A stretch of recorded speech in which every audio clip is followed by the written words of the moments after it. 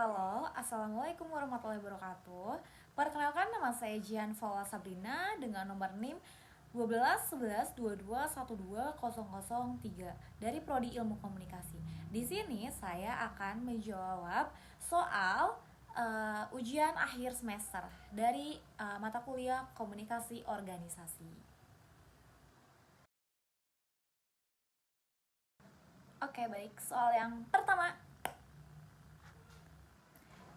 Oke, untuk menjawab soal yang pertama, jadi gaya kepemimpinan yang muncul dari kasus ini adalah gaya kepemimpinan otoriter. Mr. X sebagai manajer utama perusahaan ABC cenderung mengambil keputusan secara dominan ya, jadi kebanyakannya dominan, tanpa banyak melibatkan timnya dan kurang mendengar masukan dari karyawan gitu ya. Oke, soal yang kedua. Analisis kelebihan dan kekurangan gaya kepemimpinan yang ada dalam kasus tersebut ya. Kelebihan gaya kepemimpinan otoriter, yang pertama, keputusan dapat diambil dengan cepat karena keterlibatan karyawan minim ya. Yang kedua, manajer dapat dengan mudah menjalankan dan mengontrol operasi perusahaan. Yang ketiga, cocok untuk situasi darurat atau ketika keputusan cepat dibutuhkan. Jadi nggak banyak diskusi, jadi langsung membuat keputusan gitu ya. Itu kelebihannya. Untuk kekurangan gaya kepemimpinan otoriter, yaitu yang pertama, kurangnya partisipasi karyawan mengurangi rasa memiliki terhadap perusahaan dan visi misinya. Yang kedua, karyawan merasa tidak dihargai dan kurang termotivasi untuk berinovasi. Yang ketiga, pengambilan keputusan yang bertentangan dengan visi misi perusahaan dapat menyebabkan penurunan kinerja dan pencapaian tujuan organisasi. Ya, pastinya ya guys. Yang terakhir, tingginya tingkat turnover karyawan yang berbakat dapat mengganggu kontinuitas dan stabilitas organisasi. Soal yang ketiga, saran untuk perusahaan ABC untuk mengatasi masalah yang timbul akibat gaya kepemimpinan yang tidak sesuai dengan visi misi perusahaan ya.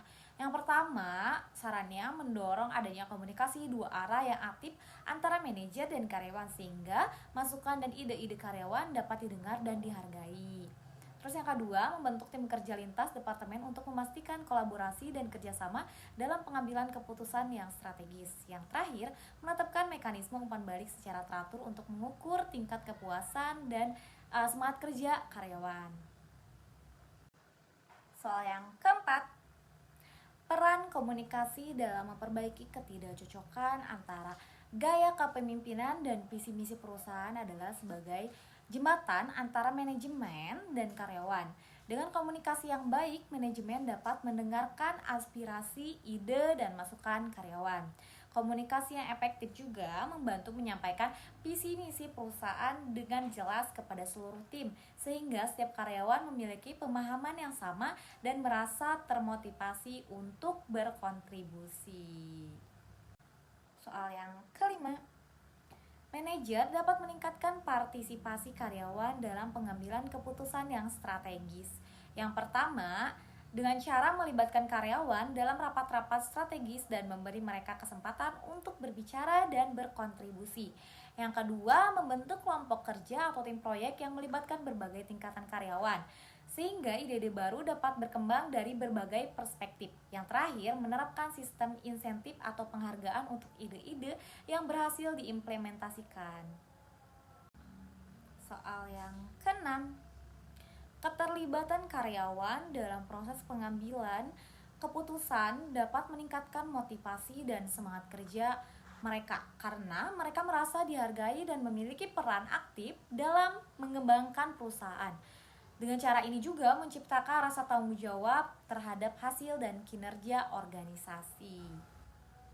Soal yang ketujuh, manajer dapat menciptakan lingkungan kerja yang inovatif dan kolaboratif untuk mendukung visi misi perusahaan dengan yang pertama, dengan cara mendorong budaya perusahaan yang mendukung pembelajaran dan inovasi.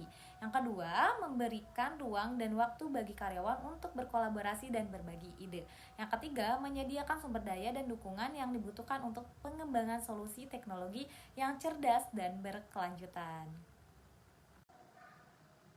Soal yang kedelapan, Dampak kepemimpinan yang sesuai dengan visi misi perusahaan terhadap kinerja tim dan pencapaian tujuan organisasi adalah meningkatnya semangat kerja dan partisipasi karyawan yang merasa didengarkan dan dihargai cenderung lebih berdedikasi untuk mencapai visi misi perusahaan sehingga kinerja tim secara keseluruhan meningkat ya guys. Soal yang ke-9, manfaat dari membangun budaya kerja yang mendukung partisipasi karyawan dan penerimaan ide-ide baru dalam perusahaan. Ya, yang pertama, meningkatnya tingkat retensi karyawan berbakat dan berpotensi karena merasa dihargai dan memiliki peran aktif dalam pengembangan perusahaan. Yang kedua, meningkatkan tingkat inovasi dan pengembangan solusi teknologi terkini karena karyawan merasa nyaman untuk berbagi ide dan berkontribusi. Yang ketiga, menciptakan lingkungan kerja yang positif dan produktif yang berdampak pada peningkatan kinerja organisasi secara keseluruhan. Soal yang terakhir, yang ke-10 ya, cara mengidentifikasi dan memahami visi misi perusahaan serta pentingnya mengintegrasikan nilai-nilai tersebut dalam gaya kepemimpinan ya. Dengan cara yang pertama melibatkan seluruh tim manajemen dan karyawan dalam proses merumuskan dan meresapi visi misi perusahaan. Yang kedua, memastikan visi misi perusahaan disampaikan dengan jelas dan konsisten kepada seluruh karyawan. Mungkin segitu saja jawaban dari saya. Terima kasih. Wassalamualaikum warahmatullahi wabarakatuh.